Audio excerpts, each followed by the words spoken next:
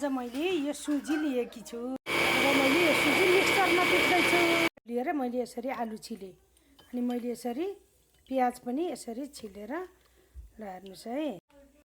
आलु लसुन प्याज बनाएर प्यान लिएकी छु। यहाँ मैले चाहिँ जिरा र सोपहरू यसरी पड्काएँ। अब मैले थोरै यसमा हिङ राख्छु, थोरै मात्रामा हिङ राख्छु। आफ्नो स्वादअनुसार बनाउन सक्नुहुन्छ। गरेको लसुन प्याज आलुलाई यसरी यहाँ राखिदिएँ। गिलासको 1 गिलास पानी एड गरेँ। हेर्नुहोस् अब यो मैले पानी यसरी यहाँ राखेर अब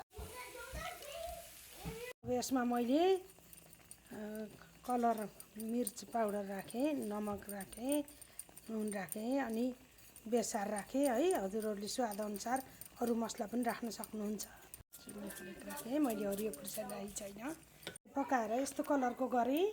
सुजी राखिदिन्छु, पिसेको सुजी। आटा पनि राखिदिन्छु यसमा।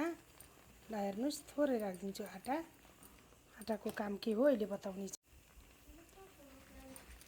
मजाले पुदिना त्यसपछि अचार बनाउँदैछु। लसुन खुर्सानी पोलेर पुदिना अनि नुन राखेकी छु।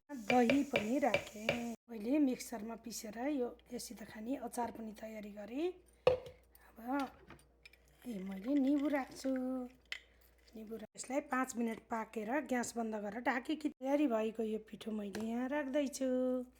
अब हेर्नुहोस् मैले बनाउन जान्छु कस्तो बन्छ। मैले यो बनिरहेको पिठोलाई यसरी हातमा लिएँ।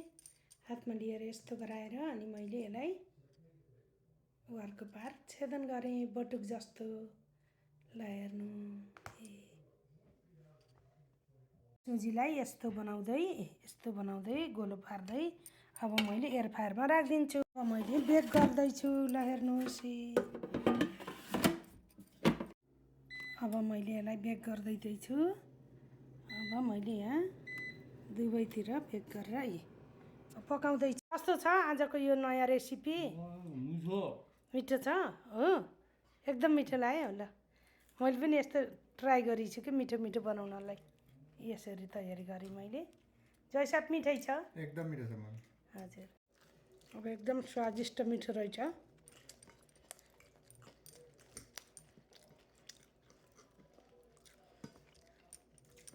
चट्नी पनि मिठो भएछ।